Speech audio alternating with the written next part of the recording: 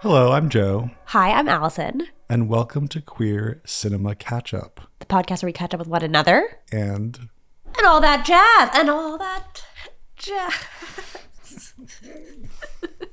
We were long lost neighbors growing up. It's true. Neither of us knowing that the other was queer. We met back up years later and became roommates in LA.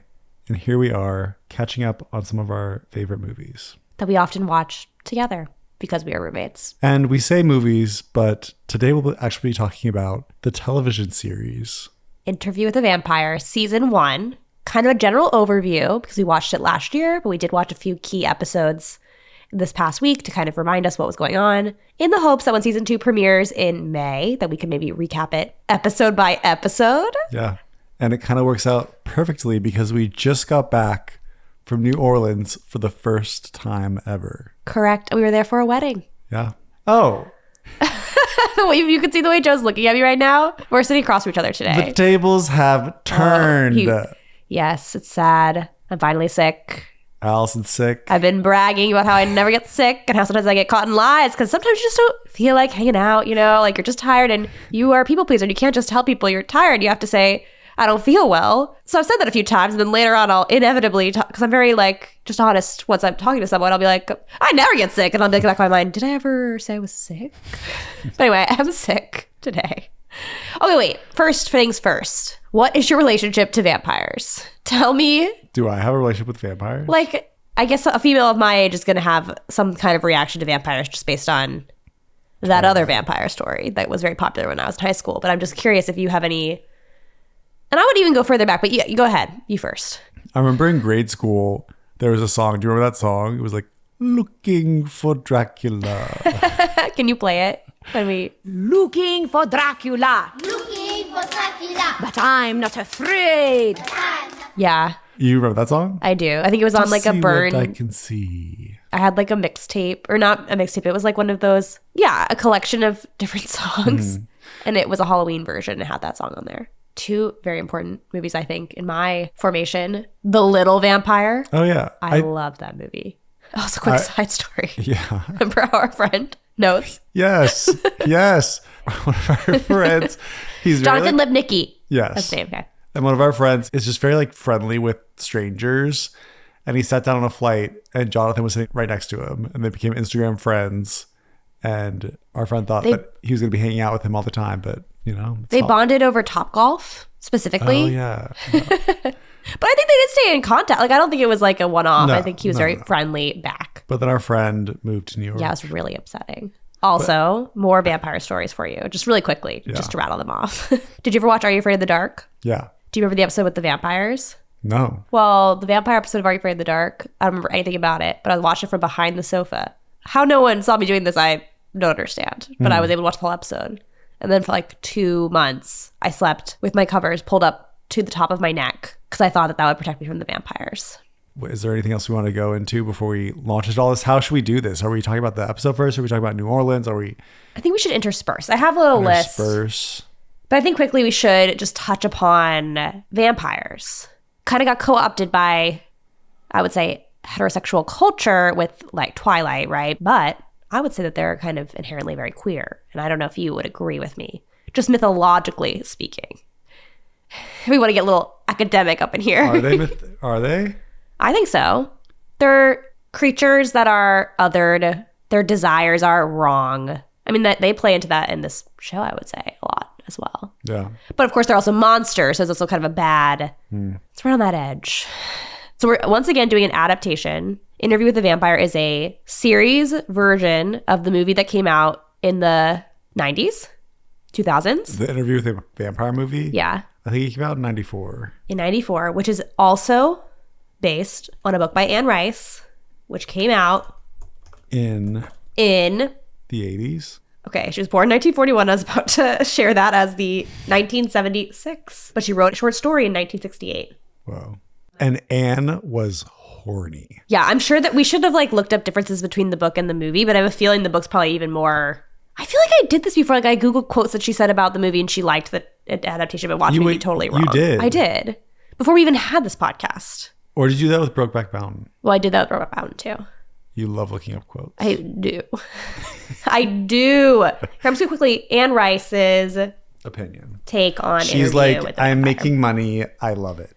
Please continue. What do you think Anne looks like? I feel like she has long gray hair. She's always wearing like velvety dresses.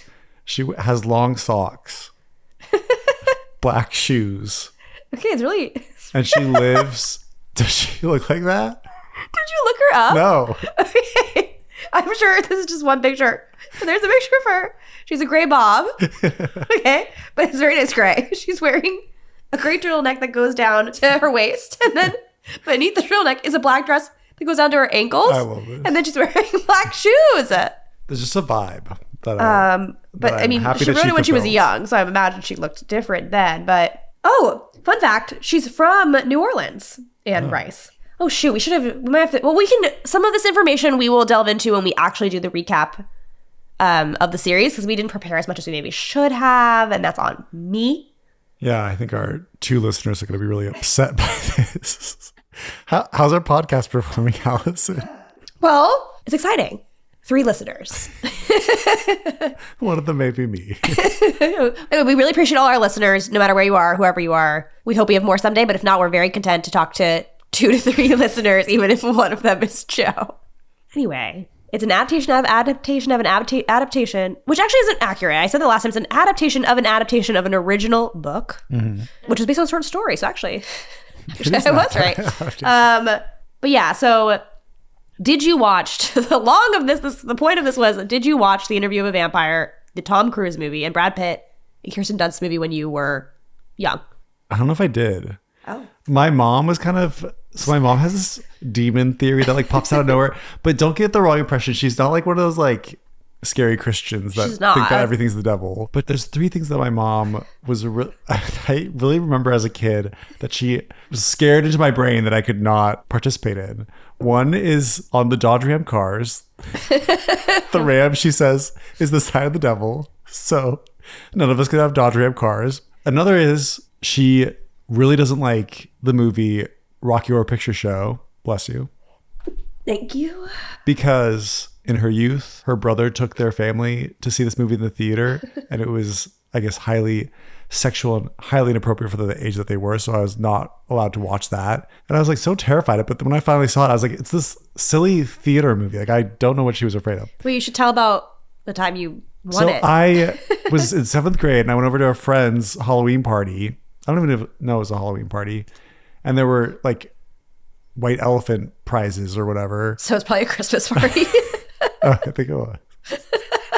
And I ended up winning Rocky Horror Picture Show on DVD. I knew how to be secretive, but for whatever reason, I brought home this DVD and I just like put it out in the kitchen, probably knowing that my mom would see it. And then she, like, the next day I came down, I was like, hey, where's that DVD? And she's like, I threw it away. You could not have that movie. And then I was like, oh. Maybe you knew, and so you felt guilty Probably. and you left it out. When I was even younger than that, I signed up to my dad's. I had access to my dad's I was hoping Amazon you were going to account tell this story. and purchased The Sims. I was so excited for it. And it got delivered. And I came, I didn't see that it was delivered. And the package was open, sitting on the table, cut open with The Sims like perfectly displayed on the kitchen table. I was like, it was like right at my grasp. My parents were like, you could not order things off your father's Amazon account. We're returning it immediately. And I was like, no. That's so sad. I think I was like 10 at the time or 11. I'm impressed that you did that. I would never. Yeah. I would never. Yeah. I don't even think I knew what Amazon was, to be honest. But you knew what the Harry Potter forums were. Oh, I did. Is that for today? Yeah, do it. Okay. So my really hilarious story when I was a kid was that I was really obsessed with Harry Potter. Extremely obsessed. And I would go onto message boards and read all the theories. I believed I would turn 11 and get my Hogwarts letter. And I got some other girls in my grade to believe this. And then I realized it was kind of embarrassing to believe this. So we actually turned 11. I said to one of the girls that I kind of forced into believing this stuff. I was like, you don't really think our Hogwarts letters are going to come, do you? And it was me that made them believe that. So, sorry, side note. I was kind of a jerk back then. I was a goody two shoes, I guess. I don't know. We'll delve into that another time. But anyway, back to the story. So one thing I did was I would go onto this message board that was an interactive forum that kind of like replicated Hogwarts, and you could like create your own character. Like you could be one of the typical characters like Ron, or you could just invent one. And so at this time, my sister and I would also play like make-believe Harry Potter games. And I think we both were kind of really into the idea of a character we invented called Caroline Black. Yes, her name was Caroline. Both of you to play Caroline Black? Well, we'd alternate, you know. We'd alternate. You and your sister Caroline? Yeah, we'd play. Jointly fantasize about the same character, Caroline No, we would like play act Harry Potter in our basement. Like our own version of it, like trying to guess what would happen in the next book. Okay. Caroline didn't care, but I was like, this is really shameful and embarrassing. I cannot let my parents know that we're doing this. Like I remember one time I said, Caroline, let's go outside and play Harry Potter. She's okay. And then she ran outside. Wow, I'm really revealing some negative things about myself. But I turned to my mom and I was like, Mom, I'm gonna go outside and play Harry Potter with Caroline. She really wants me to, but I wouldn't actually do it by myself. It was totally my idea. What did your mom say? She's probably just like, okay, like you're a child, you're allowed to play pretend. But yes, on this internet forum, I played Sirius Black's long lost sister, who's come back from the dead. Do you remember her name? I think I named her Caroline Black. And I didn't really know how to use the internet, so I wasn't really like interacting. Like if there was a button that said you have to be 18 years or older to enter the site, are you 18? I'd be like, no. So that I wouldn't go in. So I didn't really know what to do with this site. But then one time I saw in the potions classroom, I'm pretty sure, someone else was describing themselves as Sirius Black's sister. And I was like, what? They stole my idea, my identity. I need to right now announce myself. So I quickly typed in, you're Sirius Black's sister, so am I. And she was like, what? And then all of a sudden I hear this voice. It was my mom. She was like, Allison, it's time to go to church. I was like, oh no. And I had to leave the computer. And then church led to shopping. And then we didn't get home for hours. When I got home, my brother was on the computer. So I was devastated. And sure enough, when I logged back in, I could not find it. I never found it again. But the joke of this was that my parents noticed I was spending a lot of time on the computer. And unlike most children who are entering their preteen years, I wasn't looking at porn, but I was acting as if I was because I was being so damn secretive about it. And they were like, so Allison, we know you've been spending a lot of time on the computer. We don't think that seems very normal. What are you doing on there? And I was like, nothing. And that was the end of the story. So this makes more sense too, because this is also happening at the same time you're pretending you're not really interested in playing pretend about Harry Potter. Yes. So wow, that is your kind of shameful porn secret. It was. In a non-sexual playing pretend, way. loving stories. Even then. But what is porn but just a bunch of stories woven together? I see what you're trying to do. You're trying to talk about porn. I told you I wouldn't talk about porn on the podcast or ever. Wait, I also forgot to finish my 3 things that my mom doesn't. Oh, yes, you must. You must. This is really a tangent episode. I love it. The last thing that my mom was adamant that I couldn't watch, Interview with the Vampire, was like a terrifying movie. Same as my mom. That is letting the devil in. I didn't know about it when I was younger. I assume my parents saw it, but I didn't know. But actually, my mom hates Tom Cruise. We don't really know why. I mean, she's really, well, okay, he's got a lot of reasons, he's the Scientology stuff, but like him and Harrison Ford, she just really despises. And who does she like? She likes Lucius Malfoy with the wig, but not without the wig. Sorry, to go back to Harry Potter. But she similarly, like when I was older and I heard about that movie, it was like on a list of movies to watch for my film minor, I think, in college. So I asked my mom about it. I was like, oh, it sounds amazing. I love vampires. She's like, don't watch that. Oh, it's disgusting. Oh, what they do to, like, she really just didn't like the portrayal of the Kirsten Dunst character. Like, that really disturbed her. Yeah. Which it is disturbing, so I kind of get it. But she would just, like, act really intense about it. So I always had kind of like that's a movie to avoid. That's a movie. So anyway, when did you first watch The Interview with a Vampire? I know that I watched it with you a year or so ago as part of like AFI's recommended movies. Is that right? Yeah, it was October. Or did I just like say like we have to watch it? Yeah, I just remember it really clearly because I was... Yeah, you forced me to watch it. I wanted to watch it. But I remember I was just new at my other job and I had to do something like late. So I was like actually working a little bit during the movie. Really? Well, yeah. We watched it together and I think I'd seen it one time prior. I thought you had seen it. Well, that was my first time seeing it. And I really liked it. And I was like, this is so freaking queer. And that's probably why I Googled a bunch about it. Yeah.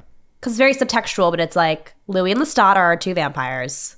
Did we know that the TV show existed before we started watching the movie? Maybe we did. We knew it was coming. Wait, did we watch the first episode and then be like, that wasn't very good. We should watch something better. Let's watch the original movie. No, because I think I was pretty hooked on that first episode. I don't think we were. I think the last scene, though. And then that last scene, we were like, Oh. oh, but you know what? You might be right because didn't we like stop watching it because We stopped watching it. I only had a free trial? Yeah. And then I was like, forget it. I'm going to buy all the things. And we went back to it like 6 months later. And because I remember I kept reading. People kept saying like online and critical magazines and critical blogs. I don't know. Where do people write their thoughts? They kept being like, there's nothing better on TV right now than Interview with the Vampire. No one's watching it because it's on AMC Plus. Yeah. And they're like, if you want a queer, like gothic, horror, basically awesome show, you should be watching it. And I was like, I need to see that. We didn't know how queer it was going to be. Because Interview with the Vampire, the movie, would you label that as a queer movie? I mean, yes, but it's all in the subtext. Like Brad and... Tom Cruise wouldn't allow... No, because he wouldn't allow himself to kiss another man. Isn't that the conspiracy that's what Scientology has on him? That he's gay? Yeah. Well. You heard it here first. We're a conspiracy podcast, as you know. Please don't come after us. Oh, God, we do live very close to some Scientology buildings. Do. But yeah, there's like a lot of subtext in that movie. So much to the point that like it's very clear that they're going through a breakup, but then it's just kind of odd because there's no... Yeah, and they adopt a child. I mean, no, they like, turn a sex child. between them. Yeah. And I remember I did look this up after. A lot of people read into Kirsten Dunst's character like a trans storyline because she like wants to cut all of her hair off. I kind of forget the details of this, but it grows back and like she can't change her appearance. That's kind of what the movie covers more ground than the first season of the television show does. And Kirsten Dunst's character is really struggling with the idea that she's a child, but she's like worried that she'll never be able to and she won't grow up, and she won't. And then so she's like she's getting like Lestat and Louis are dressing her like a child, and she wants to like change and like look more like an adult. And then Lestat like even like makes her look like one of the dolls that she has, down to like the way that her hair is styled, so that she grabs a pair of scissors and cuts off all her hair in protest, and then like screams because she's so horrified that her hair just like grows back and she looks exactly how she did before. If I recall, it's one of my favorite kind of shots of like a reveal where like she grabs the scissors, she marches off. Maybe she even cuts in front of him, marches off, and you just hear her screaming. Yeah. And you go back in, she's like the curtains of beautiful blonde hair. Are back. Terrifying. That was a performance. And honestly, so what's that character's name? Claudia. I'd say there's no one than Kirsten Dunst to, bless you. Thank you. There's no one better than Kirsten Dunst to play Claudia, but the person in this TV show, we love her, is incredible. We love her. They very smartly aged her up, which they had to do because it would be just incredibly inappropriate and uncomfortable to have a child play that role. And I also think it makes the story more interesting. Like, she's on the precipice of adulthood. She's like, I think supposed to be 15. The actress is 18. So like she mentally is maturing or like gaining more wisdom and experience, but her body's not changing. And there's like this line she has like, how will you guys have each other? Who am I ever going to have? Like, I can have like creepy old men or little boys. And in 45 years, it'll still be little boys and creepy old men. Yeah. So she's just very lonely. But we'll get to that eventually. But yeah, so the original, very subtextually queer. I feel like plenty of people wrote about that at the time and probably have done it forever. But this show decided they're going to take all that subtext and make it extremely explicit. And make it sub-sex. Yeah. And they do it very well. They have the most alluring, attractive people playing Lestat and Louis. Yeah. And one thing I really like, there's actually an article about this in the New York Times. I think had like an op-ed about how so many shows these days are like, especially period pieces, are like blind casting. It's like ignoring reality of the situation. And this person didn't like the blind casting approach. I kind of feel like we got to have both. Like, you want the fantasy of shows where race or sexuality doesn't matter back in 1720 or whatever. Like, we want those shows too. But I feel like this show does an amazing job of like, Louis is a black man in early 1900s New Orleans. Yeah. And he's queer or gay. I would say he's gay, I think. Yeah. And they kind of really make his isolation and the discrimination he faces like a huge focal point in the beginning. Just how, and I remember, now I'm going to go get lost. The pilot is so good because Lestat just comes out of nowhere. He's blonde. He's fabulous. He's kind of scary, but he's really on Louis' strangely alluring.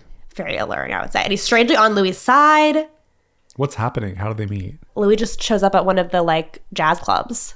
Okay. And he actually steals Louis' prostitute from him. But it's later revealed that Louis just really talks to the prostitute. But Lestat doesn't do that. But that's how they kind of meet the first time. They kind of like this like charged conversation. I think Louis like, I came to do this, but I left thinking only of him. Yeah. It's like a tale of obsession. But anyway, and then at the end, when they're, there's just too much to talk about, Joe. There's too much to talk about at the end. Okay, let's back up. Maybe I'm jumping ahead. So how was your trip to New Orleans? It was great. It was a whirlwind because I went home, Pennsylvania, for Easter. And I went right from there to New Orleans for a wedding. And, I came right from there back to work. And I'm going on a work trip this weekend. I'm just like, when will I sleep? But it was so worth it because I had the most fun time in New Orleans. What are the things you noticed about New Orleans? Go. Well, I was determined to see an alligator. I did not see one alligator. And someone told me, they're like, oh, maybe you're thinking of like Florida. I thought alligators were going to be crossing the street, using the bus stop, like a cartoon, swimming like in the Shawn Mississippi. Mendes. Yeah. But that was not the case. I would have had to go on a swamp tour. And on my last day there, it was either going on a swamp tour or going to the World War II Museum. And I went to the World War II Museum, which was really incredible, but also really emotionally draining and exhausting. And I was there for like 4 hours. And I just wanted to be transported back home because I just was so devastated by everything I saw. But it's awful. But yeah, it was just like a really fun like week/weekend of celebration and love and friendship. And it was really incredible. Yes, I want to go back. I'm so like, I don't want to be traveling, but if I could like transport myself back to the dance floor when we were dancing. In my mind, we were dancing to Beyonce, but I think that happened later. And then all of a sudden, out comes light up cowboy hats for everyone. Yeah. And I lost my mind. Yeah. How cool. And it was just beautiful, the whole thing. It was amazing. Everybody had these drinks that were orange called, not the wedding, but just in general, called Sazeracs, which are a New Orleans drink that have absinthe in them. And what else? My aunt and uncle go to New Orleans quite often. Ever since they were married in 92. It's like kind of their tradition. But they have kids now, so they don't go there as much. I remember like 10 plus years ago while I was living in Chicago, they had like gone back from New Orleans. They were having like a New Orleans party with all their friends. And my uncle was like making Sazeracs. Oh my gosh. And I'm pretty certain he put like a full sugar cube. Wow. In like each drink. Okay. But I don't remember them doing that at the bar. They did it behind your back. Maybe. Let me look it up. But what was fun about going to New Orleans and then coming back, which is why we decided to rewatch this, I saw like a lot of people in the show in the first episode had Sazeracs. We saw the like, how would you describe the French Quarter houses with the balconies? Yeah. Things like that. Okay, the Sazerac is a local variation of cognac or whiskey cocktail, originally from New Orleans, named for the Sazerac de Forge, a Phil's brand of cognac brandy. That's served, as its original main ingredient. Okay, here's what's in it. Main alcohol, rye whiskey, that alcohol I can't pronounce. Okay, and then absinthe, 1 sugar cube. Oh, I knew 3 dashes of Picard's bitters. I knew it. I knew it. That you did. Yeah. Do we have any fun stories that we could tell? I don't know. I'm getting all like microphone shy now about Allison and I are roommates. We lived together in LA. We were going to New Orleans, but each of us went back to visit our parents for Easter weekend, which was the weekend before the wedding. So I was in Seattle. Allison was in Pennsylvania. I flew directly from Seattle to New Orleans. So did Allison, but I got there a day early. Yes. And I'd say like it was... What did I even do? I just like flew. It was just kind of unreal being there because this date, this like April wedding, just like seemed so far into the future, and it was like really already here. And our friend picked me up and was just like talking about everything, kind of like the stressors and like what was going on, what was happening. And I was just like, I can't believe this is all like happening right now. And then we went out, had some drinks, and that was like really nice. But I was very like conscious that evening because I had to be lucid the next day for an interview. So I was like, I gotta keep it together. But then when Allison showed up the next day, I kind of ruined me. It was the bachelor party night. But it started so tame, like we went to a wine bar. We just had a couple of wine. That's how drinking always starts out. Drinking always starts out. But even when we went to the second bar, I was like, I have not had that much to drink, and I feel very like lucid and grounded. And then all of a sudden, we took one shot with the groom, and then all of a sudden, Joe appears by my elbow, and he's like, "I bought you this drink." Well, I guess you asked me what I wanted. Okay, so it wasn't quite, but she appeared. I got you this drink, and then they have an open container law in New Orleans, and so we were drinking on the way to like this little art. Which it's so funny saying that like there's no open container law, but I didn't really utilize that very often. I still was like, I gotta drink my drink in the bar before I leave. I really thought that was actually very pleasant. Yeah. And then also we went to Parkway, had these incredible po' boy sandwiches. Oh my gosh. And I'm still dreaming of them. And I think we both got the The shrimp. The original. Like breaded shrimp. Oh, gee. And there was so much like, just like the juiciest shrimp. And you take a bite and there'd be like shrimp like falling out of the sandwich, but you still had enough shrimp in your sandwich. And then you'd finish your meal and you'd look down, there'd be all these like breaded shrimp that you could just like eat as like your second meal. It was amazing. And I wish I could go back now. And I actually went back to another place the last day after you'd left. Damn. I went to this place Jealous. called Mahoney's. So I like went, Ooh. I walked pretty far west. Oh, you walked? On Magazine Street.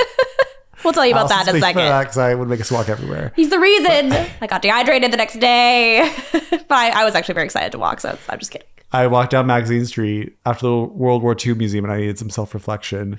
And I stopped by Mahoney's, this other po' boy place. And I got a shrimp po' boy from there also. And it paled. Really? Significantly. Oh my gosh, how fascinating. Like, Parkway was just, I can't describe how just like plump the shrimp were. Like they were just like so, it tasted so fresh. Whereas like Mahoney's, I was like, I feel like this is You heard it here not first. very fresh. It was like really greasy. There was a lot of mayo in it. I was like, oh.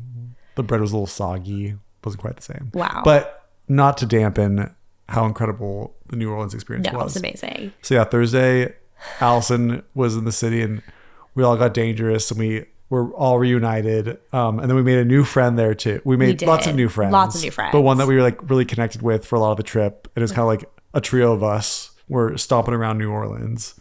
And we even came up with a new term that we think QCC should hear about. What is it? You came up with it. Well, so we had this night, Thursday night, you know, when you like drink and you're like, am I really that intoxicated? Then you like look back the next day, you're like, oh yes, I was. Well, we took a break Friday, but then on Saturday, it was the night of the wedding. So of course we were celebrating then too.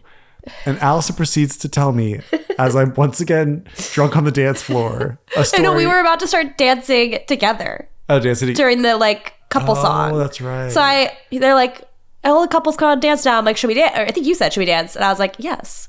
So we like are walking up to the dance floor and I'm like, this is our Camoulouge. And you're like, what? I'm like, oh no, I'm ruining our dance. I'm like, this is our Camoulouge. And you're like, I don't understand what you're talking about. She just started saying Camoulouge over and over again, as if I was supposed to understand what that word meant. And yes, it's Camoulouge, like Moulin Rouge. But apparently Thursday night, I don't remember like telling you this, but I do remember thinking it was just like I think we were in the hot dog place. I was trying to say camouflage, but a lot of these nights I was really slurring my words really badly. So I kept saying Camoulouge. And my thinking was like, we were hanging out so much together. We were sharing a room that everyone would think that we were a straight couple.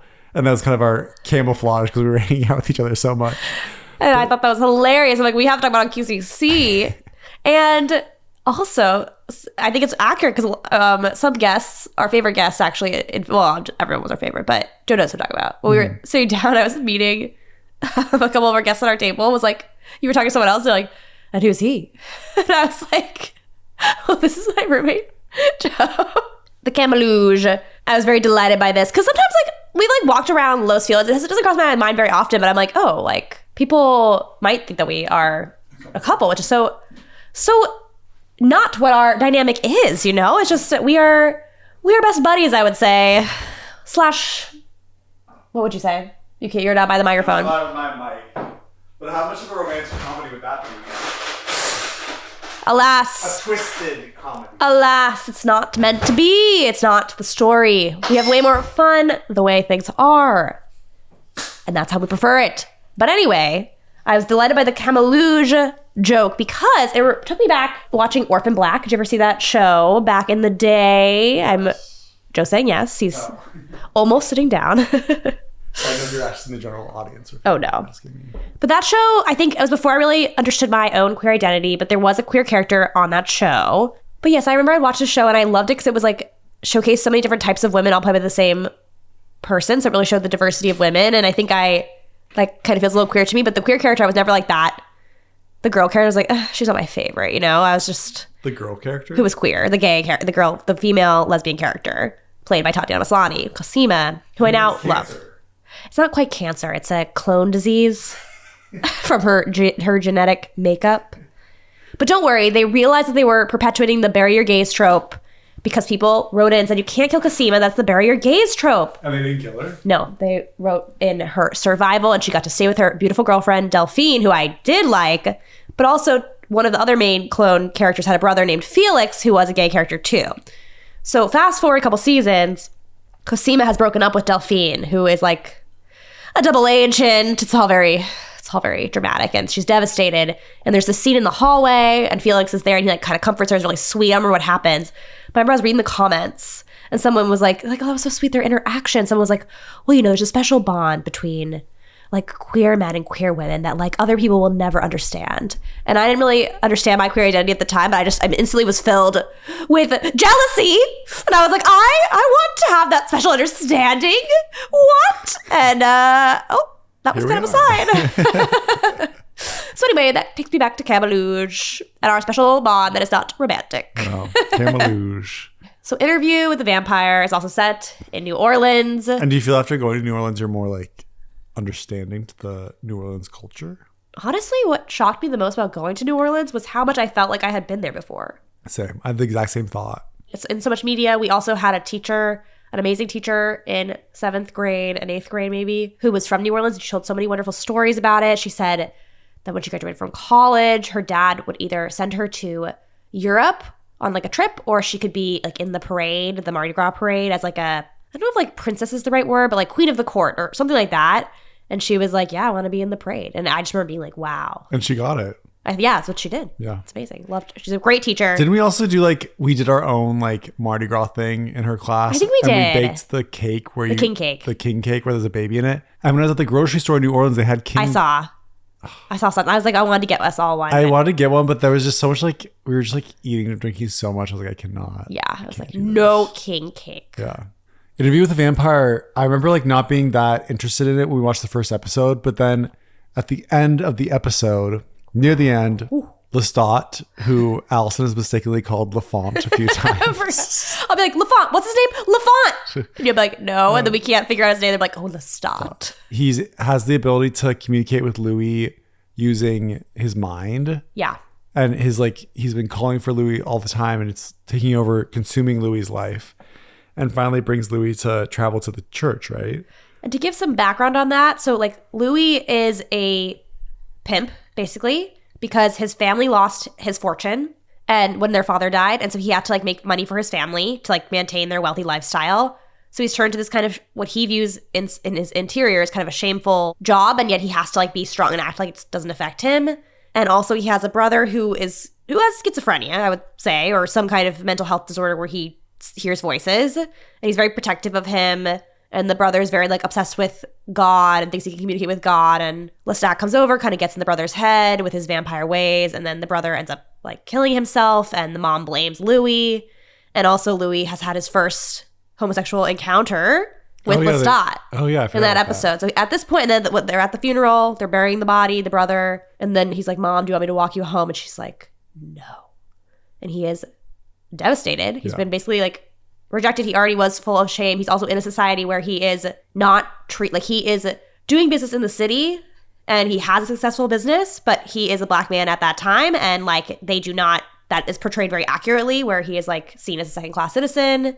So he's just basically full of shame, and as Lestat says later on in the church, quiet rage, which I really liked. But anyway, they go into the church. He tries to confess his sins, and he confesses. This is why it's so explicitly queer, and I just love that it's like explicitly queer, but also very like authentic to the time period. Like they don't just pretend that this would have been like totally fine. Like there would be no barriers. You know Wait, what are you? I'm a little confused about what you're saying. So you're saying that Louis black, yeah, and you're saying that in some shows they'd like not mention that and just pretend like people were like accepting and inclusive at that time, like race wouldn't have a role like to they play. had like a 21st century sensibility of even less than that. I would say like it just doesn't like it's almost like we don't really see like I'm trying to think of an example. Like I haven't actually watched this. I love the book and I love Dev Patel, so I should watch it. But he's in David Copperfield, a miniseries, and he plays David Copperfield. And I don't think,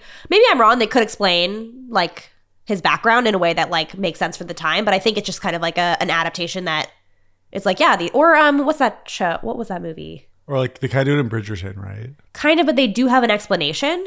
What's the explanation? I don't remember. I'm going to say something wrong, but like a rebellion or like a queen. I think it was, you know what I think it is? I think that they're one of the queens on the British throne. There are like academic theories that I could be wrong about this. So please, everybody correct me, but theories that she could have been like of African descent or of a different descent. And like, you know, if you look at like old paintings or you like read certain things, like there's evidence that that could have been the case. So I think that's kind of how they explained it. And then they kind of described how there was like some kind of break and change in the way that like the dynamics were and the slave trade was ended. I don't really remember. The point is they do explain it. So that's not quite, I can pull up the article if we want an example. Let me do that. So we don't just. But then they do have people prejudice against sexuality. Yeah, but they also have it against race in this too. Oh, okay. Because there were a lot of like microaggressions. So you're saying that they do acknowledge. Yes, which I really liked. Like I think it made it stronger, especially with the themes of like he asked Lestat. Lestat's like, "Let me turn you. Like, let me give you." Actually, guys, I wrote down quotes because it's very powerful stuff. But he said, "Okay, let me just back up, and then I'll look up the thing." All right, so he goes into confession. He's confessing all of his wrongs, how he slept with another man. He's full of shame. In the confessional, he tells the priest, "He's in my head. I have sinned." Okay. And the priest is like just in the other part of the confessional. And then all of a sudden there's like this crazy noise and he can't see it happen, but the man in the other confession, the priest, gets like ripped out of it. Yeah. And then Louis like stumbles out and Lestat's got like blood all over him. He's like eating the man. Another priest is like running. He's like ripping out his throat. It's wild and it's scary and it's bloody. Okay. There's another priest that wasn't taking confession, or I don't know what his involvement was in the church. He was in the wrong place at the wrong time. Running away. And he's like running towards the door. And of course you're going to think like Lestat's going to get up there and bite his neck and drink his blood. Lestat, time slows down in like super slow motion. And Lestat's like walking at normal speed. And the priest has gone to the door. It's locked. He can't get out, but he's like pulling it. Like closes on him. It closes on him. And Lestat comes up to the man and punches through his head. It's horrible, but oh my gosh, crazy. It was. I can't believe I had forgotten it because we watched it twice, like on our recap this time watching it, and I was like, how could I not remember? Because it was so fucking terrifying. I probably blocked it from my memory, including some stuff that happens in the finale that I also was shocked that I had seen and couldn't remember. It's like, what horrors do we see every day where we can't remember somebody getting their head That's our brain punched protecting through. Us. But yeah, so then Louis like on the ground, horrified. But he has had this like emotional connection and physical connection to Lestat. And Lestat's been telling him like, I can't believe you put up with the treatment you get in this city. You deserve more. He's been saying that the entire time. And so at the end, he like approaches him and Louis is kind of like backing up, kind of afraid. But Lestat gets him and they're like at the base of the altar. On the foot of the altar, Lestat right next to him. He's like, trade this life of shame for a power you could never imagine. Be all the beautiful things that you are. Do you want to be a vampire, basically? And then Louis like, yes. And I love it. I love it. It's such a like powerful, intoxicating message. Like everything that you're ashamed of is actually the best part of you. And you should be owning that. And you should gain power from that. And let that happen. And there's like an element of fantasy to it. Cause like a queer black person at that time couldn't become a vampire and have all this power over people. But in this world, they can. Now, of course, later on, the story does become a story of abusive relationships. So this exciting start becomes a little darker as time goes on. But I love that. What do you think of that? I mean, I wonder, like, the history of vampires. Is Nosferatu, like, what started this all? Or the history of it? A vampire. And wasn't there, like, some story? I remember in grade school, like, somebody talking about, like, there are real vampires. They didn't have fangs. They had really sharp fingernails. They'd poke the holes into people's skin and drink their blood. Way fucking worse. Way worse. I hate, they have long fingernails in the show too, and they do that, and I hate it. Well, this tiny piece of paragraph that popped up right on top of Google, so I don't know what the source is, but it said the vampire post-dates witch hunts. Post-dates. Does that mean before or after? After. Oh, okay. Well, post-dates, witch hunts, werewolf trials, and even the demon haunted Puritans. I think that's a mistaken word. The concept of the vampire as an undead creature inflicting harm originated in Eastern Europe, specifically in Bulgaria 1,000 years ago. The first vampire in history was Jor Grando Alivok. He's a villager from the region of Isteria. The first vampire? Modern day of Croatia, who may have been the first real person described as a vampire in historical records. That's from Wikipedia. Then there's the word vamping. And vamping's when you like go up on stage and you're like, there's like a lot of time on the schedule and you need to like make up stuff. It's kind of like doing a bit where you kind of like just do your stuff. Like what's his name who hosted the Oscars? Like he had to vamp a little bit because they had extra time. And then so he just kind of was like cracking jokes and just shooting the shit. So I wonder what's the attachment to vamping and vampiring. Maybe you have to be alluring in both situations. It's kind of a game of seduction. You know, I'm going to guess it's something to do with the root word. Vamp. Yeah. Covering for the foot. Oh. Part of a stocking covering the top Oh, of course. of the foot. That's the Middle English and Old French. I'm seeing the connection. We've discovered something. So we didn't even mention the wedding that we went to is a gay wedding. Yeah. Well, I was going to say it, but then I was like, you know what? It They doesn't don't even need need to be said. Hey, you guys, you don't need to know everything about our lives, okay? Well, so I just feel like if to say it, it's like, why do I feel the need to say that? Even though this is a queer podcast, but I'm like, Well, it's just it's a wedding. Period. This is a queer podcast. It's a wedding. But I also looked up some history on like the history of gayness in New Orleans. I did? I did. Oh. I was really bored at work. I was like, I didn't do that. Oh, what do you do? You recorded it? Oh, you're reading it. I have a whole prepared speech. I'm tired of you getting to do all the research. I'm excited. I get to learn. I even wrote down source, neworleans.com. So there's this thing in New Orleans called Southern Decadence. It celebrates the LGBTQ community, and it's one of the city's top 5 tourist events, right up there with Mardi Gras and Jazz Fest. And what's it called again? Sorry, I got distracted. Southern Decadence. There's Café Lafitte in Exile. Is one of America's oldest gay bars. Which oh my gosh, we should have gone. I know. The longest running gay event, called the Fat Monday Luncheon, kicked off in 1949. And the oldest gay social organization, called the Steamboat Club, was launched in 1953. Wait, I think I've heard of that. And then some historical figures that lived in New Orleans or participated in New Orleans. Well, I don't know what that means. Tennessee Williams came to New Orleans to write A Streetcar Named Desire. I didn't even know Tennessee Williams was gay, honestly. I think I didn't know that. LGBT rights were recognized by New Orleans City Council in 1991 with the passing of a gay non-discrimination ordinance. This is off the neworleans.com website. So speaking really positively about everything that New Orleans has done for the LGBTQ community. It says, in 1997, Louisiana became the first state in the Deep South to pass a hate crimes law that covered sexual orientation. In 1998, New Orleans became one of the earliest cities to add gender identity to its list of groups protected from discrimination. So those are a bunch of positives about New Orleans. But then I went on about.com and posted by Sherry and Bob Stritov. They said in 2005, Louisiana had a state law and a constitutional amendment banning same-sex marriage. Wow. So I don't understand how in 97 they're doing all this great stuff, but then in 2005 they're banning shit. And then of course on June 26, 2015 is when same-sex marriage was legalized by the Supreme Court. Yes. Thus, does that just wipe away all the states' decisions? Let's hope so. But wait, side note, do you know the name of the court case? This is very important to me that made same-sex marriage legal. It was on there and I was like, I'm not going to write it down. Who's going to... I can't pronounce it because I'm a terrible pronunciator, but it's Obgerfell.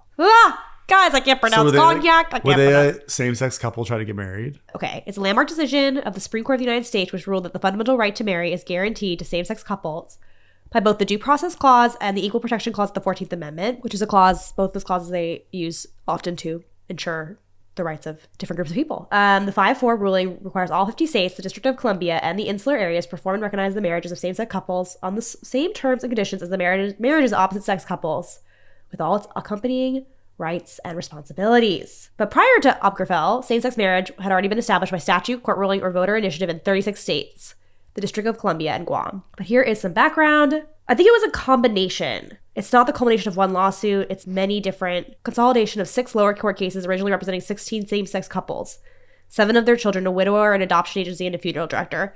I feel like there were all these instances of inequality where the widower maybe couldn't inherit. I don't know I should know the details, but each person had something that happened that was unequal because they weren't able to get married. And so when they you sued. put them all together, we get Obergefell. But I think that people should know the name of that court case. Yeah. And in fact, I wrote it into a play, assuming that everyone would know. It's hard to explain, but in this play I was writing, there's this fictional court case looming over everyone's head as they go on a camping trip, and they don't get to know what the outcome is until they leave the camping trip, even though they are aware that that decision has come down. Mm-hmm. And in the beginning, on their way out to the campground, they still have access to the radio, and it mentions Obergefell. It's like talking about how it might get overturned, talking about LGBTQ activists getting like upset that this might not go the way they want. And people were like, we were so intrigued. Like, we like really wanted to know what the court case was all about. We were so like surprised at the end when it was about marriage equality. And I was like, what? You people don't know? And anyway, that was my bias as a queer person. I was like, everybody needs to know the name of this. This should be taught in schools. Did you always just know off the top of your head? I mean, I think I would I don't know if I obviously can't pronounce it, but I would recognize it if written down. It needs to be known. Just like we should know the names of other famous court cases. Like what? Like Brown versus Board of Education. Was it civil rights? That is for school integration. So civil rights? Yeah. But there are other, like, we should, just a bunch that people should know, you know? Should be taught in history classes. Don't quiz me, because you're going to see how maybe I don't know as many as I should. Well, I don't know any. I'm genuinely asking.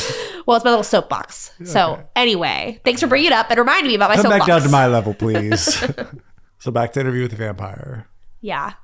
We watched 3 episodes from the season, the ones we remembered the most, the pilot with the crazy scene in the church, something in the middle where Louis and Claudia tried to leave Lestat. He turns very violent and like aggressively beats up Louis and then shoots up into the sky and throws him to the ground so he cannot leave. And it is so violent and so abusive and disturbing. But we really remembered it. And then we watched the finale again because we remembered there's a big reveal, which is that, oh yeah, I forgot to mention, this whole story, the conceit of it, the original was an actual interview. The story is being told in flashback because the vampire is being interviewed.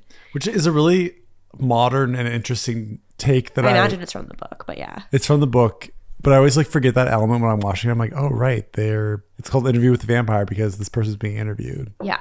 And they lead into it even more in this one. The original interviewer, who at the end wanted to be made into a vampire, but then doesn't get made into a vampire. In the mail, he gets the tapes back from Louis. And he's like, come, I want to tell the rest of my story. So he's like old now, the interviewer. And of course, Louis not old. And the interviewer's kind of pushing back, like saying, I don't believe that your story's like 100%. Like you're editing it and you shouldn't be doing that. So I kind of was like interesting debate about it.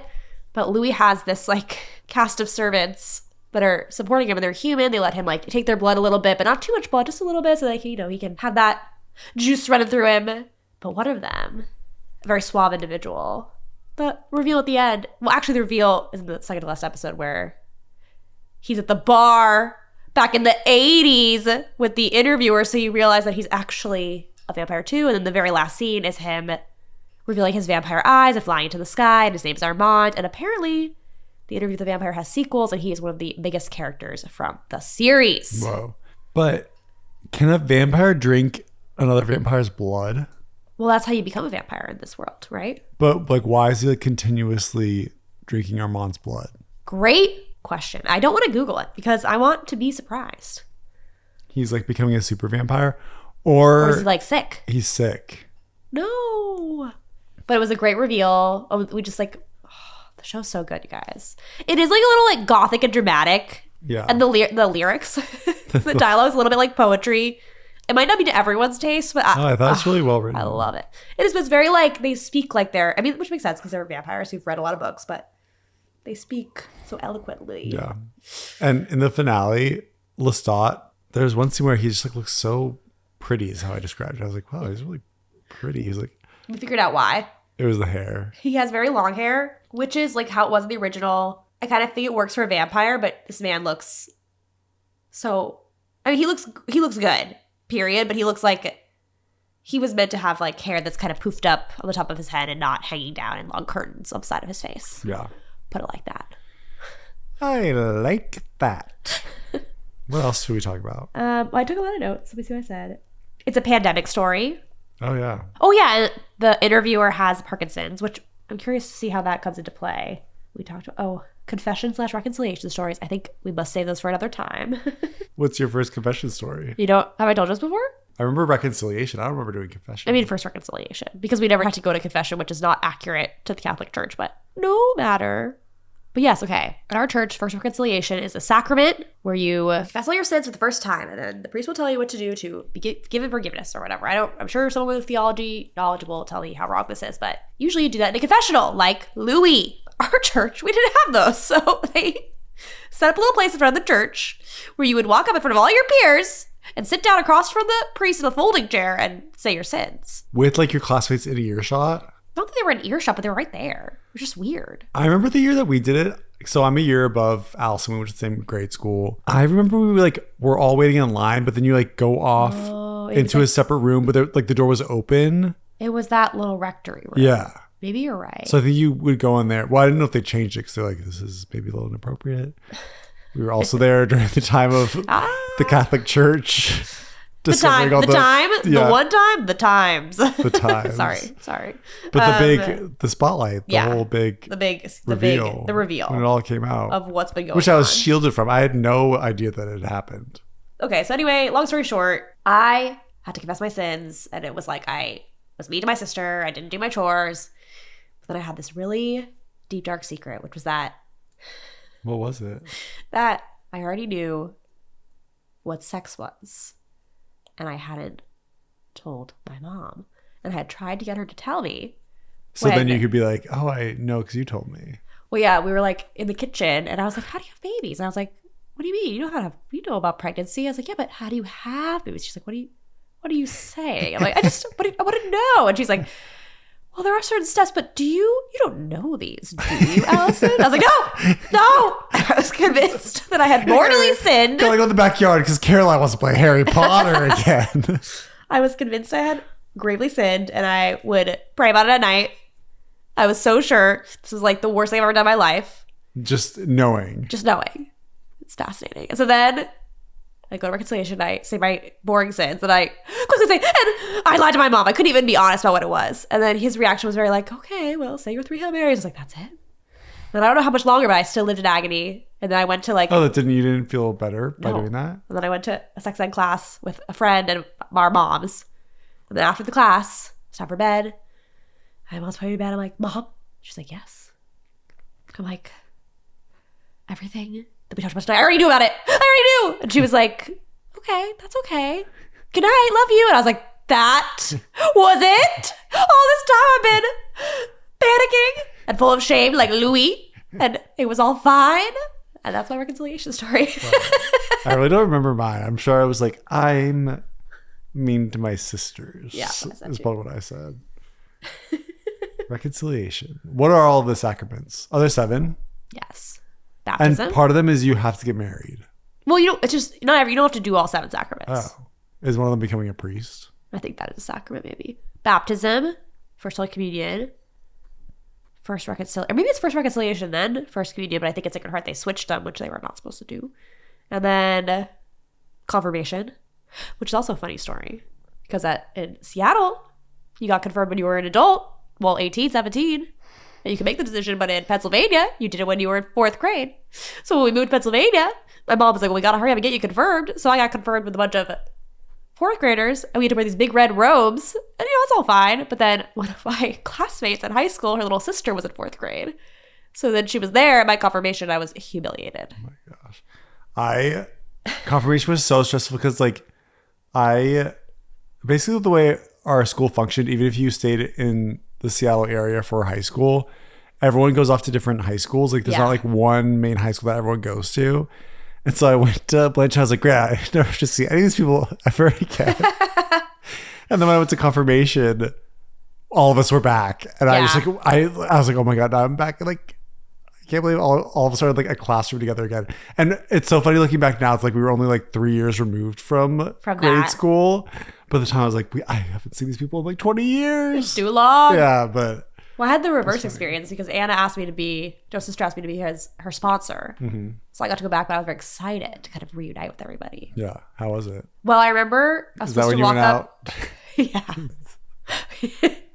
Well, first things first, when I was going down the aisle, I usually put your hand on the confirmee's back. And I tripped and almost tripped Anna. And that was classic.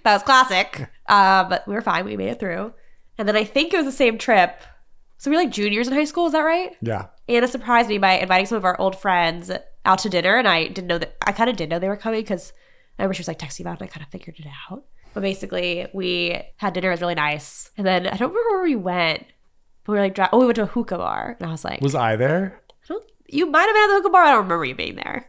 But I just remember being like, this is a drug. And I can't participate. I was such a lame little goody two-shoes. I was just kind of like sitting there like really uncomfortable, really scared. And everyone's like doing their thing. And I'm like just getting more and more quiet. And then we leave and one of our friends pulls out a water bottle, one single water bottle full of vodka.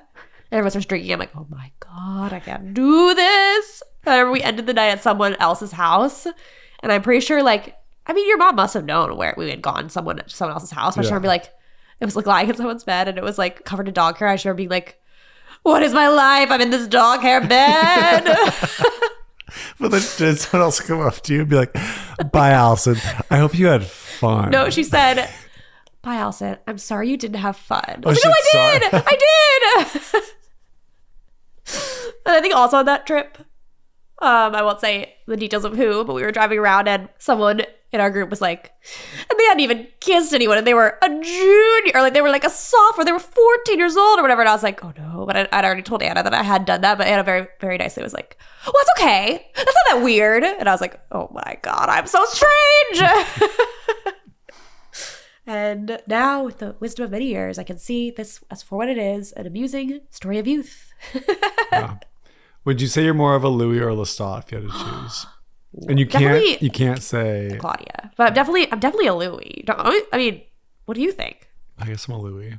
I feel like most people would be a Louis. Lestat's like A psychopath. I mean, if you took out his like extremely bad behavior, should we take a quiz? That was fun last time. Yeah, let's do it. I found a Prof Press quiz. Okay, let's do that. I saw that. Do you have a respect for life? Not like your body? Laugh at your own jokes? Love blood? Wait, this one. Pick one. Always alone. Always with friends. Always with the husband. Always with the wife. Where's my Camoulouge? I'm Claudia. Sometimes uncontrollable, dangerous, and sweet. I'm Louis. You are misunderstood, sweet, and you wouldn't hurt a fly. Wait, which one is Louis in the movie? Brad Pitt. No, yes. Brad Pitt. Okay. Which like doesn't fit because like I can see instances where both of them are Lestats. Yeah. None of them really. None of them are Louis. Yeah. Or at least the Louis that we know and love. I do love him. Well, it was so funny. We were in New Orleans and I was there my last night and a group of us were going to get ice cream. And one of the ice cream flavors was Louis and Lestat. But they were sold out of it.